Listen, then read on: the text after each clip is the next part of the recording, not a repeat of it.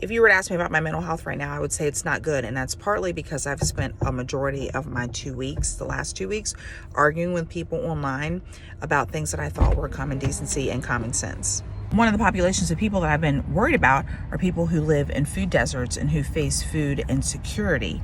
Case in point, my husband and I this morning, we were driving through rural Pennsylvania and we were looking for a grocery store and then somewhere to sit down and have some food. We were right outside of Salt Lake, Pennsylvania. And so, of course, I've just started looking it up.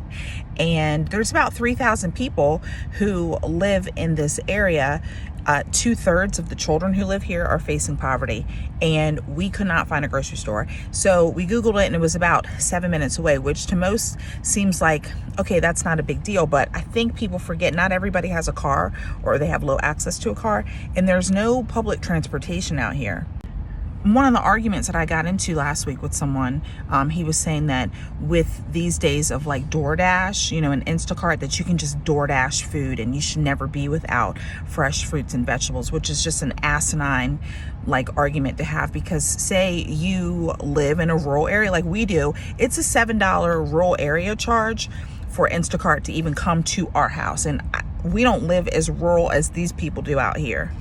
One of my problems, and I've talked about this before, is in this town, you know what I did see though? A Family Dollar and a Dollar General. Now, I have a huge problem with them. I've talked about it. I can't link videos and playlists anymore, but if you scroll back, you'll see that I do have a lot of videos on how these dollar stores are predatory. But it's just very concerning for the people who live out here, and there's a large population of elderly who live out here too. Things are going to get bad.